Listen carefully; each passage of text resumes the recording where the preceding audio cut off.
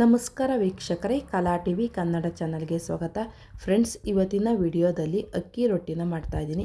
ನಮ್ಮ ಕಡೆ ಎಲ್ಲ ಯಾವ ರೀತಿ ಅಕ್ಕಿ ರೊಟ್ಟಿನ ಹೆಂಚಿನ ಮೇಲೆ ಹಾಕ್ತಾರೆ ಅಂತ ಅಂದ್ಬಿಟ್ಟು ನಾನು ಸುಲಭವಾಗಿ ಅರ್ಥ ಆಗೋ ರೀತಿಯಲ್ಲಿ ನಾನು ಇವತ್ತು ನಿಮ್ಮ ಜೊತೆ ಹಂಚ್ಕೊತಾ ಇದ್ದೀನಿ. ತುಂಬ ಈಸಿಯಾಗಿ ಮಾಡ್ಬೋದು. ನಾವು ಹಿಟ್ಟನ್ನು ಕಲಿಸ್ಬಿಟ್ಟು ಹೆಂಚಿನ ಮೇಲೆ ಹಿಟ್ಟು ಹಾಕ್ಬಿಟ್ಟು ಆಮೇಲೆ ರೊಟ್ಟಿ ನಾವು ಹೆಂಚಿನ ಮೇಲೆ ಬರಿತೀವಿ. ಮೊದಲೇ ತೊಟ್ಬಿಟ್ಟು ಹಾಕೋದಿಲ್ಲ. ಎಷ್ಟು ಸುಲಭವಾಗಿ ಎಷ್ಟು ಸರಳವಾಗಿ ನಮ್ಮ ಕಡೆ ಎಲ್ಲ ಮಾಡ್ತೀವಿ ಅಂತಂದ್ಬಿಟ್ಟು ನಾನು ಇವತ್ತು ನಿಮ್ಮ ಜೊತೆ ಹಂಚ್ಕೊತಾ ಇದ್ದೀನಿ. ತಡ ಯಾಕೆ ಮಾಡೋದು, ಬನ್ನಿ ಫ್ರೆಂಡ್ಸ್ ನೋಡ್ಕೊಂಬರೋಣ. ನಾನು ಇವತ್ತು ಅಕ್ಕಿ ರೊಟ್ಟಿ ಮಾಡ್ತಾಯಿದ್ದೀನಿ. ಅಕ್ಕಿ ರೊಟ್ಟಿ ಮಾಡೋದಕ್ಕೆ ಅಕ್ಕಿ ಹಿಟ್ಟನ್ನು ತೊಗೊತಾ ಇದ್ದೀನಿ. ಇದು ಮನೆಯಲ್ಲೇ ಮಾಡಿರೋ ಅಕ್ಕಿ ಹಿಟ್ಟು. ಮನೇಲಿ ಮಾಡಿಲ್ಲ ಅಂತಂದರೆ ಹೊರಗಡೆಯಿಂದನೂ ಅಂಗಡಿಯಿಂದ ತೊಗೊಂಬಂದು ಉಪಯೋಗ ಮಾಡ್ಬೋದು. ನಮಗೆ ಎಷ್ಟು ಜನಕ್ಕೆ ಬೇಕೋ ಅಷ್ಟು ಅಳತೆಯಲ್ಲಿ ನಾವು ಮಾಮೂಲಿ ಎಲ್ಲ ಯಾವ ರೀತಿ ಕಲಿಸ್ತೀವೋ ಅದೇ ರೀತಿ ಕಲಿಸ್ಕೊತಾ ಇದ್ದೀನಿ. ನಾನು ಇಲ್ಲಿ ಒಂದು 10-15 ರೊಟ್ಟಿ ಆಗೋವಷ್ಟು ಕಲಿಸ್ಕೊತಾ ಇದ್ದೀನಿ. ನೋಡಿ, ಈಗ ಹಿಟ್ಟು ಹಾಕೊಂಡಾದ್ಮೇಲೆ ರುಚಿಗೆ ತಕ್ಕಷ್ಟು ಉಪ್ಪನ್ನು ಸೇರಿಸ್ಕೊಬೇಕಾಗುತ್ತೆ. ನಿಮಗೆ ಎಷ್ಟು ಬೇಕೋ, ಜಾಸ್ತಿ ಬೇಕು ಅಂದರೆ ಜಾಸ್ತಿ ಕಲಿಸ್ಕೊಳ್ಳಿ, ಕಡಿಮೆ ಬೇಕು ಅಂದರೆ ಕಡಿಮೆ ಕಲಿಸ್ಕೊಳ್ಳಿ. ಉಪ್ಪು ಹಾಕೋದ್ಮೇಲೆ ಉಪ್ಪೆಲ್ಲ ಮಿಕ್ಸ್ ಮಾಡ್ಕೊಳಬೇಕಾಗುತ್ತೆ. ಒಂದು ಸ್ವಲ್ಪ ಎಲ್ಲ ಹಿಟ್ಟುಗೂ ಹೊಂದ್ಕೊಳಾಗಿ ನೀಟಾಗಿ ಮಿಕ್ಸ್ ಮಾಡ್ಕೊಬೇಕು.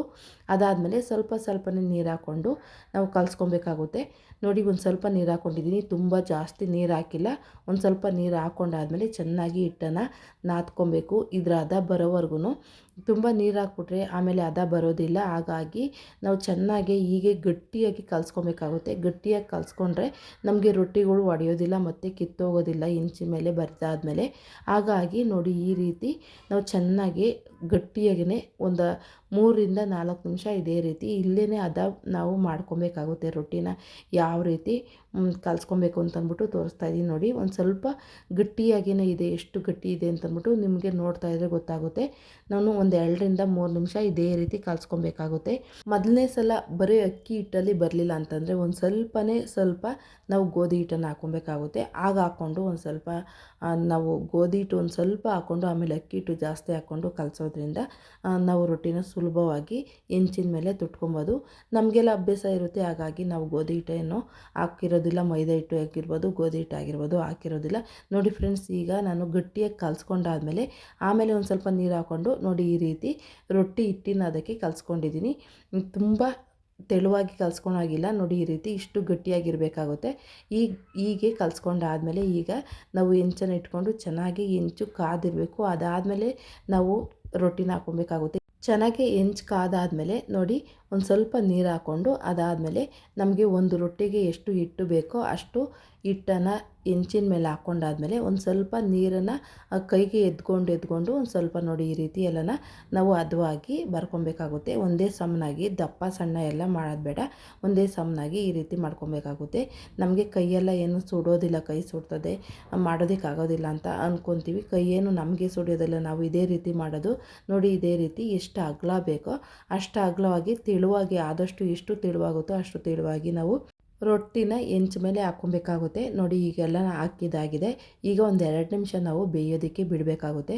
ನೋಡಿ, ಎಲ್ಲ ಹೆಂಚಿನ ಮೇಲೆ ಈಗ ರೊಟ್ಟಿ ಎಲ್ಲ ಚೆನ್ನಾಗಿ ಬೆಂದಿದೆ. ಈಗ ನಾವು ಸ್ವಲ್ಪನೇ ನೀಟಾಗಿ ರೊಟ್ಟಿನ ಬಿಡಿಸ್ಕೊಬೇಕಾಗುತ್ತೆ ಹೆಂಚಿಂದ. ಈ ರೀತಿ ನಾವು ರೊಟ್ಟಿ ಹಾಕಿದಾಗ ಒಂದು ಸ್ವಲ್ಪ ನಮಗೆ ದೋಸೆ ಥರ ಎಲ್ಲ ಎದ್ದೊಳೋದಿಲ್ಲ. ಒಂದು ಸ್ವಲ್ಪನೇ ನಾವು ನಿಧಾನವಾಗಿ ಬಿಡಿಸ್ಕೊಬೇಕಾಗುತ್ತೆ. ಅದಾದಮೇಲೆ ನಾವು ಒಂದು ಸ್ವಲ್ಪ ಬಟ್ಟೆಗೆ ನೀರು ಎದ್ಕೊಂಡು ಮೇಲ್ಭಾಗದಲ್ಲಿ ನಾವು ನೋಡಿ ಈ ರೀತಿ ನೀರೆಲ್ಲ ಸವರ್ಕೊಬೇಕಾಗುತ್ತೆ.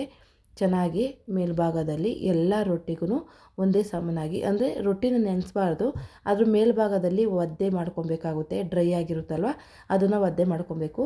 ನೋಡಿ, ಈ ರೀತಿ ಎಲ್ಲ ನೀಟಾಗಿ ಒದ್ದೆ ಮಾಡ್ಕೊಂಡಾದ್ಮೇಲೆ ಈಗ ರೊಟ್ಟಿನ ಹೆಂಚಿಂದ ಇನ್ನೊಂದು ಕಡೆ ಬೇಯೋದಕ್ಕೆ ನಾವು ಮಡ್ಚಾಕೊಬೇಕಾಗುತ್ತೆ. ನೋಡಿ, ಈ ರೀತಿ ಎಲ್ಲ ಚೆನ್ನಾಗಿ ಬೇಯಿಸ್ಕೊಬೇಕು. ಆದಷ್ಟು ಚೆನ್ನಾಗಿ ರೊಟ್ಟಿನ ಬೇಯಿಸ್ಕೊಬೇಕಾಗುತ್ತೆ. ಇಲ್ಲ ಅಂತಂದರೆ ಹಳ್ಳಿಗಳ ಕಡೆ ಎಲ್ಲನ ರೊಟ್ಟಿ ಚೆನ್ನಾಗಿ ಬೆಂದಿಲ್ಲ ಅಂತಂದರೆ ತಿನ್ನೋದೇ ಇಲ್ಲ. ತುಂಬ ಚೆನ್ನಾಗಿ ಬೆಂದಿರಬೇಕು, ಇಲ್ಲ ಅಂತಂದರೆ ನಮಗೂ ಹೊಟ್ಟೆ ನೋವೆಲ್ಲ ಬಂದ್ಬಿಡುತ್ತೆ. ನೋಡಿ, ಹೀಗೆ ಒಂದು ಕಡೆ ಸೈಡ್ ಬೆಂದಾದಮೇಲೆ ಇನ್ನೊಂದು ಕಡೆ ನೋಡಿ ಎಲ್ಲ ಕಡೆನೂ ಬೇಯೋ ಹಾಗೆ ನೀಟಾಗಿ ಈ ರೀತಿ ಬೇಯಿಸ್ಕೊಬೇಕಾಗುತ್ತೆ. ಎಲ್ಲಿ ಬೆಂದಿರಲ್ವೋ ಅಲ್ಲಿ ನೋಡ್ಕೊಂಡು ನಾವು ಇನ್ನೊಂದು ಸ್ವಲ್ಪ ಬೇಯಿಸ್ಕೊಬೇಕಾಗುತ್ತೆ. ನೋಡಿ, ಎಷ್ಟು ತೆಳುವಾಗಿದೆ, ಎಲ್ಲ ಕಡೆನೂ ಚೆನ್ನಾಗಿ ಬೆಂದಿದೆ. ಈ ರೀತಿ ನಾವು ಹೆಂಚಿನ ಮೇಲೆ ರೊಟ್ಟಿನ ಮಾಡ್ಕೊಳೋದು. ಇನ್ನೊಂದು ರೀತಿ ಹೇಗೆ ಮಾಡೋದು ಅಂತ ಅಂದ್ಬಿಟ್ಟು ತೋರಿಸ್ತೀನಿ. ಒಂದು ರೊಟ್ಟಿ ಹಾಕಾದ್ಮೇಲೆ ಇನ್ನೊಂದು ರೊಟ್ಟಿ ಹಾಕೋದ್ರ ಒಳಗಡೆ ನಾವು ಎಲ್ಲ ಹೆಂಚನ್ನು ನೀಟ್ ಮಾಡ್ಕೊಬೇಕಾಗುತ್ತೆ, ಕ್ಲೀನ್ ಮಾಡ್ಕೊಬೇಕು. ಅದಾದಮೇಲೆ ಒಂದು ಸ್ವಲ್ಪ ಈರುಳ್ಳಿ ಸರ್ಕೊಂಡಿದ್ದೀನಿ, ಮತ್ತು ಒಂದು ಸ್ವಲ್ಪ ನೀರು ಹಾಕ್ಕೊಂಡು ನೀರು ಚಿಮ್ಕಿಸ್ಕೊಂಡು ಎಷ್ಟು ರೊಟ್ಟಿ ಹಿಟ್ಟು ಬೇಕೋ ಅಷ್ಟು ರೊಟ್ಟಿ ಹಿಟ್ಟನ್ನು ಹೆಂಚಿನ ಮೇಲೆ ಹಾಕ್ಕೊಂಡು ನೀರಲ್ಲಿ ಕೈ ಎದ್ಕೊಂಡು ನಿಧಾನವಾಗಿ ನಾವು ರೊಟ್ಟಿನ ಈ ರೀತಿ ಬೆಳ್ಕೊಬೇಕಾಗುತ್ತೆ. ನೋಡಿ, ಈ ರೀತಿ ಬರೆಯೋದ್ರಿಂದ ನಮಗೆ ಆರಾಮಾಗಿ ರೊಟ್ಟಿನ ಸುಲಭವಾಗಿ ಹಾಕ್ಕೊಬೋದು. ತುಂಬ ಸುಡೋದಿಲ್ಲ, ನಮಗೆಲ್ಲನ ಅಭ್ಯಾಸ ಆಗಿರುತ್ತೆ. ಮೊದಲನೇ ಸಲ ಮಾಡೋರು ನಾವು ಉರಿಯೆಲ್ಲನ ಕಡಿಮೆ ಮಾಡಿಕೊಂಡು ಸಣ್ಣ ಉರಿ ಮಾಡಿಕೊಂಡು ರೊಟ್ಟಿ ಮಾಡೋವರೆಗೂ ನೋಡಿ, ಈ ರೀತಿ ಹೆಂಚಿನ ಮೇಲೆ ಬಳಿಯೋವರೆಗೂ ಒಂದು ಸ್ವಲ್ಪ ಉರಿ ಸಣ್ಣ ಮಾಡಿಕೊಂಡು ಆಮೇಲೆ ನಾವು ಬಳ್ದೆಲ್ಲ ಆದಾದಮೇಲೆ ಉರಿನ ಜಾಸ್ತಿ ಮಾಡ್ಕೊಬೇಕಾಗುತ್ತೆ. ನೋಡಿ, ಈಗ ಪ್ಲೇಟ್ ಮುಚ್ಚಿಬಿಟ್ಟು ನಾನು ರೊಟ್ಟಿನ ಹಾಕ್ಕೊತಾ ಇದ್ದೀನಿ. ಮೊದಲು ಪ್ಲೇಟ್ ಮುಚ್ಚಲೇ ನಾನು ರೊಟ್ಟಿನ ಯಾವ ರೀತಿ ಮಾಡೋದು ಅಂತ ತೋರಿಸ್ದೆ. ಈಗ ಪ್ಲೇಟ್ ಮುಚ್ಚಿಬಿಟ್ಟು ತೋರಿಸ್ತಾ ಇದ್ದೀನಿ. ಪ್ಲೇಟ್ ಮುಚ್ಚಿದ ಮೇಲೆ ನಾವು ಮತ್ತೆ ನೀರನ್ನು ಸವರೋ ಅವಶ್ಯಕತೆ ಇರೋದಿಲ್ಲ, ನೀರೆಲ್ಲ ಹಾಕ್ಬಿಟ್ಟು ಮಾಡೋ ಅವಶ್ಯಕತೆ ಇರೋದಿಲ್ಲ. ಹಾಗೆಯೇ ನಾವು ಮತ್ತೆ ಇನ್ನೊಂದು ಕಡೆ ಬೇಯೋದಕ್ಕೆ ಬಿಡಬೇಕಾಗುತ್ತೆ. ಹೆಂಚಿನ ಮೇಲೆ ರೊಟ್ಟಿ ಹಾಕಾದ್ಮೇಲೆ ಪ್ಲೇಟ್ ಮುಚ್ಚಿದ್ರೆ ನೀರು ಹಾಕೋ ಅವಶ್ಯಕತೆ ಇಲ್ಲ ಮೇಲ್ಭಾಗದಲ್ಲಿ. ಹೀಗೆ ಡೈರೆಕ್ಟಾಗಿ ನಾವು ಇನ್ನೊಂದು ಕಡೆ ಬೇಯೋದಕ್ಕೆ ತಿರುವಾಕಿದ್ರೆ ಸಾಕಾಗುತ್ತೆ. ನೋಡಿ, ಈಗ ಎಲ್ಲ ಕಡೆನೂ ಚೆನ್ನಾಗಿ ಬೇಯಿಸ್ಕೊಳ್ಬೇಕು. ಹೀಗೆ ನಾವು ಪ್ಲೇಟ್ ಮುಚ್ಚಿರ್ತೀವಲ್ಲ, ಅದು ಒಂದು ಸ್ವಲ್ಪ ತೆಳುವಾಗಿರುತ್ತೆ ಅಷ್ಟೇ, ಇಲ್ಲ ಅದೂ ಚೆನ್ನಾಗಿರುತ್ತೆ, ಆದರೆ ಒಂದು ಸ್ವಲ್ಪ ಗಟ್ಟಿ ಇರೋದಿಲ್ಲ. ಹಳ್ಳಿಗಳ ಕಡೆ ಎಲ್ಲನ ಪ್ಲೇಟ್ ಮುಚ್ಚಿದ ರೊಟ್ಟಿ ಅಷ್ಟು ಇಷ್ಟಪಡೋದಿಲ್ಲ.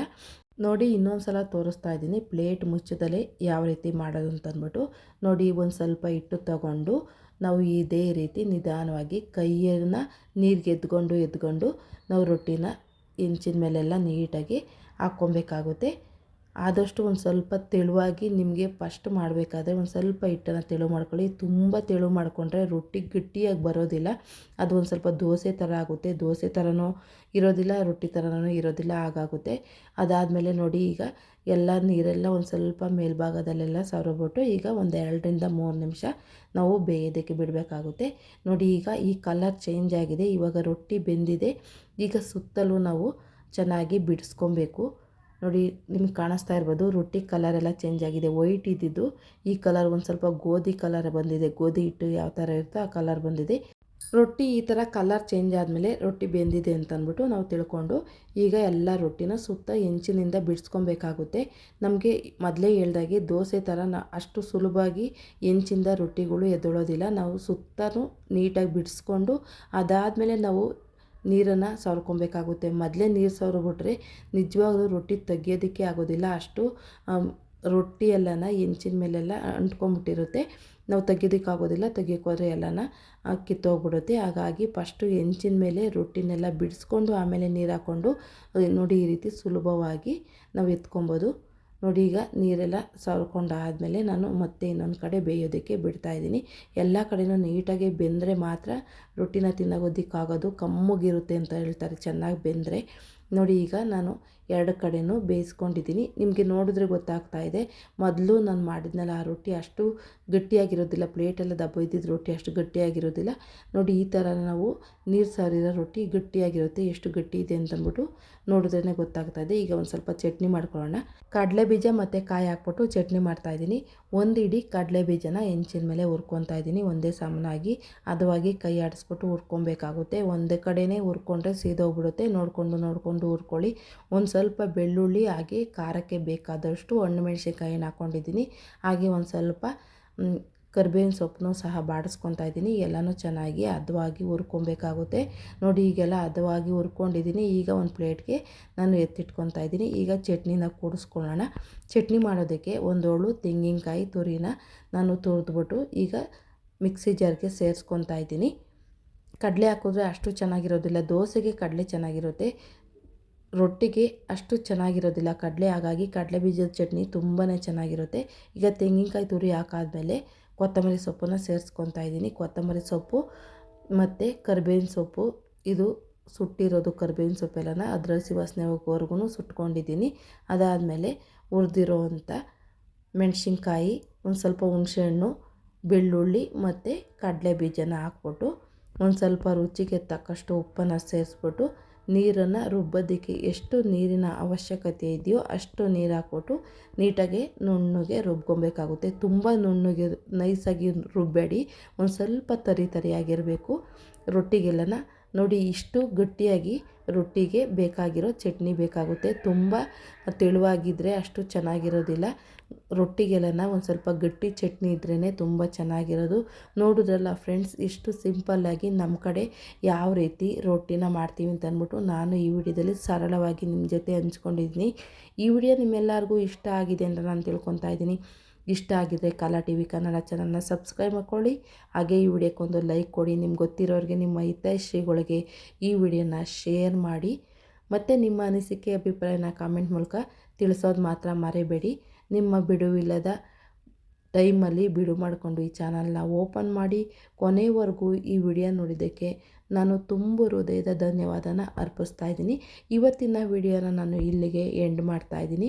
ಮತ್ತೊಂದು ಹೊಸ ವಿಡಿಯೋದೊಂದಿಗೆ ಮತ್ತೊಮ್ಮೆ ಸಿಗೋಣ. ಅಲ್ಲಿವರೆಗೂ ಧನ್ಯವಾದಗಳು friends. Thank you for watching.